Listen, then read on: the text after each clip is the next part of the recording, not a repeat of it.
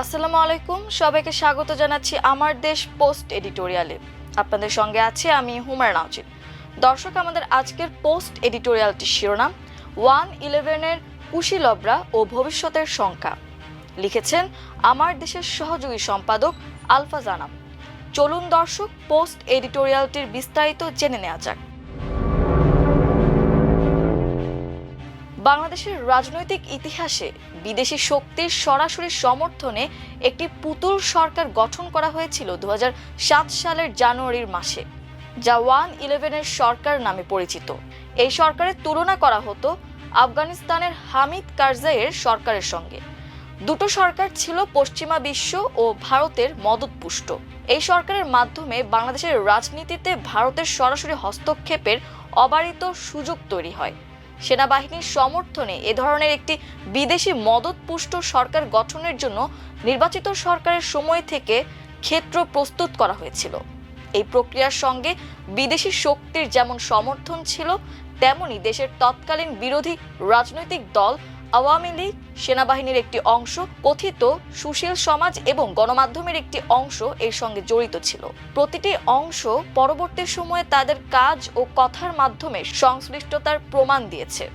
কথিত 1/11-এর আগে সমন্বিত পরিকল্পনার মাধ্যমে দেশে ভয়াবহ অস্থিরতা তৈরি করা হয়েছিল।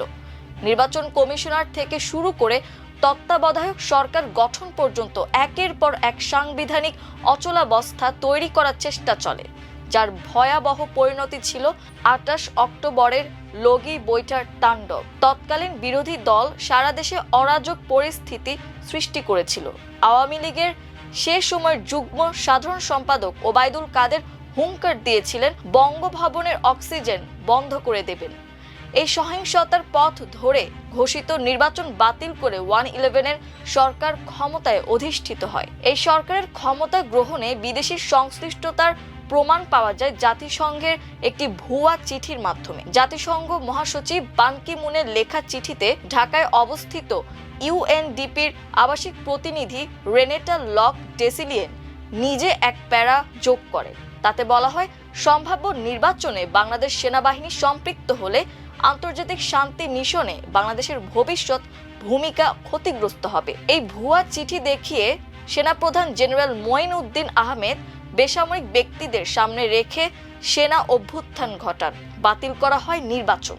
সেই সরকারের নাম দেওয়া হয় সেনা সমর্থিত সরকার। দুনিয়াতে এই নামের অদ্ভুত সরকার আর কোনো দেশে গঠিত হয়েছে বলে আমাদের জানা নেই। কারণ গণতান্ত্রিক, স্বৈরতান্ত্রিক কিংবা রাজতান্ত্রিক যে সরকারই থাকুক না কেন, সেনাবাহিনী সেই সরকারের অনুগত থাকবে, এটাই স্বাভাবিক। যা হোক, সেই সেনা সমর্থিত সরকারের দ্বিতীয় প্রধান ক্ষমতাধর ব্যক্তি ছিলেন সম্প্রতি গ্রেপ্তার হওয়া জেনারেল মাসুদ উদ্দিন চৌধুরী। নবম পদাতিক বাহিনীর জিওসি হিসেবে বঙ্গভবনে মঈন আহমেদের কুর সময় শক্তি প্রয়োগের ভয় তিনি দেখিয়েছিলেন। সেনা সমর্থিত সরকার দায়িত্ব নিয়ে গুরুতর অপরাধ দমন সংক্রান্ত জাতীয় সমন্বয় কমিটি করলে সেখানে সমন্বয়ক হিসেবে দায়িত্ব পান মাসুদ। কথিত দুর্নীতি বিরোধী অভিযানের জন্য গঠিত সেই কমিটির প্রধান কাজ ছিল রাজনৈতিক নেতাদের বিরুদ্ধে দুর্নীতির অভিযোগ এনে কারারুদ্ধ করা, রক্ষী বাহিনী থেকে সেনাবাহিনীতে আত্মীকরণ করা। এই কর্মকর্তা যে শেখ হাসিনা ও ভারতের অত্যন্ত পছন্দের ব্যক্তি ছিলেন, সেটি তার পরবর্তী তৎপরতায় আমরা দেখতে পাব। সেনা সমর্থিত এই সরকার ক্ষমতা গ্রহণের পর রাজনীতি পরিশুদ্ধির প্রকল্প গ্রহণ করে, যার নাম দেওয়া হয় -2 ফর্মুলা। আসলে এটি ছিল -1 ফর্মুলা, যার মূল লক্ষ্য জাতীয়তাবাদী রাজনীতিকে দুর্বল করা এবং খালেদা জিয়াকে রাজনীতি থেকে দূরে রাখা। আমরা এর প্রমাণ পাই শেখ হাসিনার বক্তব্য থেকে। তিনি 2007 সালের 15 মার্চ যুক্তরাষ্ট্র সফরে যাওয়ার আগে বিমানবন্দরে বলেন, তার দল ক্ষমতায় গেলে তত্ত্বাবধায়ক সরকারের সব কাজের বৈধতা দেওয়া হবে। দুর্নীতিবাজ ও মহাচোরদের ধরতে তত্ত্বাবধায়ক সরকারের আতঙ্কিত হওয়ার কিছু নেই। আওয়ামী লীগ ক্ষমতায় গেলে তাদের রেটিফাই করে দেওয়া হবে। সে সময় বর্তমান প্রধানমন্ত্রী তারেক রহমানকে 1 কোটি টাকার চাঁদাবাজির মামলায় কারাগারে আটকে রাখা হয়। গ্রেপ্তারের পর তার উপর চালানো হয় অমানসিক নির্যাতন। অন্যদিকে সে সময় শেখ হাসিনার বিরুদ্ধে 3 কোটি টাকার চাঁদাবাজির মামলা হলেও তাকে গ্রেপ্তার না করে রাজনৈতিক কর্মকাণ্ড চালিয়ে যাওয়ার সুযোগ দেওয়া হয়। এসব নিয়ে যখন তীব্র সমালোচনা শুরু হয়, তখন শেখ হাসিনাকেও গ্রেপ্তার করা হয়, একই সঙ্গে খালেদা জিয়াকেও। তবে এ কথাও বলতে হবে 1-11-এর ষড়যন্ত্রমূলক সরকার প্রতিষ্ঠার সঙ্গে বিএনপির ভেতরের বড় একটি অংশ জড়িত ছিল। সে সময় গোয়েন্দা সংস্থা, নির্বাচন কমিশন ও কথিত সংস্কারপন্থীরা মিলে আরেকটি বিএনপি গড়ে তুলেছিলেন। অবশ্য সেই সংস্কারপন্থীরা এখন সরকারের ড্রাইভিং সিটে। বিএনপি বারবার দলের ভেতর থেকে ষড়যন্ত্রের শিকার হয়েছে। ভবিষ্যতে যে হবে না তার কোনো নিশ্চয়তা নেই। বিদেশি সমর্থন পুষ্ট 1-11-এর এই চক্রান্তের সঙ্গে সংশ্লিষ্ট গণমাধ্যম সে সময় বেগম খালেদা জিয়া ও তারেক রহমানের বিরুদ্ধে চরিত্র হননমূলক নানা ধরনের প্রতিবেদন প্রকাশ করত। খালেদা জিয়ার বিরুদ্ধে বড় ধরনের দুর্নীতির অভিযোগ আনা না হলেও তার পুত্র তারেক রহমানকে দেখানো হয় একজন মাফিয়া চরিত্রের ব্যক্তি হিসেবে। তাকে তুলে ধরা হতো এমন এক ব্যক্তি হিসেবে যিনি শুধু দুর্নীতি করেননি, খুনের সঙ্গে জড়িত। একটি ইংরেজি দৈনিকের ইট ওয়াজ আ হাওয়া ভবন প্লট নামে প্রতিবেদনে 21 আগস্টের গ্রেনেড হামলা মামলায় তারেক রহমানের সংশ্লিষ্টতা দেখানো হয়।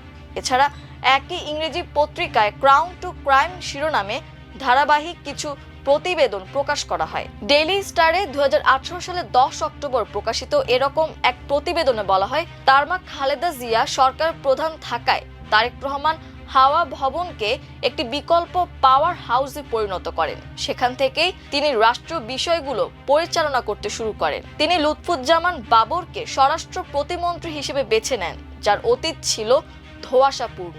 ঘড়ি চোরাচালানের সঙ্গে কথিত সম্পৃক্ততার কারণে তিনি ক্যাসিও বাবর নামে পরিচিত ছিলেন। তারেক রহমানের সঙ্গে ছিলেন তার বিশ্বস্ত কিছু তরুণ প্রতিমন্ত্রী ও উপমন্ত্রী।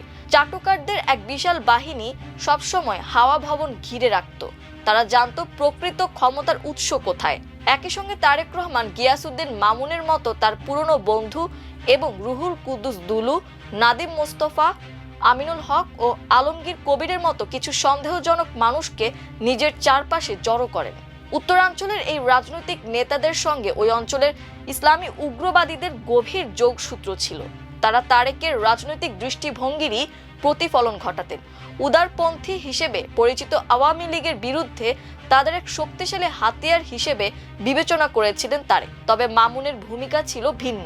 এই ধূর্ত লোকটি জানতেন কিভাবে প্রতিটি লেনদেন থেকে টাকা বের করে আনতে হয়, যা তারেকের অর্থ লিপ্সার সঙ্গে হুবহু মিলে গিয়েছিল। ব্যবসায়ী মহলেও এই বার্তা পৌঁছে গিয়েছিল, যদি ব্যবসা করতে চান তবে অবশ্যই হাওয়া ভবনের আশীর্বাদ নিতে হবে। সেনা সমর্থিত কথিত এই তত্ত্বাবধায়ক সরকারের প্রধান কাজ বা মূল গন্তব্য ছিল একটি নির্বাচনের মাধ্যমে ভারতের পছন্দ মতো একটি সরকারকে ক্ষমতায় অধিষ্ঠিত করা। 2008 সালের নির্বাচনে ঠিক সেই কাজটি হয়েছিল। আওয়ামী লীগকে নিরঙ্কুশ সংখ্যাগরিষ্ঠতা দেওয়া হয়েছিল। শেখ হাসিনাকে ক্ষমতায় অধিষ্ঠিত করার মাধ্যমে তারা বাংলাদেশে একটি অনুগত সরকার প্রতিষ্ঠা করতে সক্ষম হয়। এর আগে বাংলাদেশের সিভিল ও মিলিটারি ব্যুরোক্রেসির ওপর পূর্ণ কর্তৃত্ব প্রতিষ্ঠা করে ভারত। এই কর্তৃত্ব এতটাই সুদৃঢ় ছিল যে ভারতের প্রয়াত রাষ্ট্রপতি প্রণব মুখার্জি তার কোয়ালিশন ইয়ার বইয়ে লিখেছেন, সেনাপ্রধান মঈন ইউ আহমেদ তার কাছে চাকরির নিশ্চয়তা চেয়েছিলেন।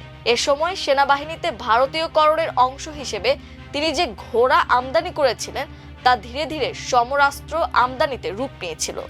সাবেক সেনাপ্রধান ইকবাল করিম ভুইয়া আন্তর্জাতিক অপরাধ ট্রাইব্যুনালে সাক্ষ্য দিতে গিয়ে বলেছেন, ক্যান্টনমেন্টের ভেতরে ভারতীয় গোয়েন্দা কর্মকর্তারা অফিস করতেন।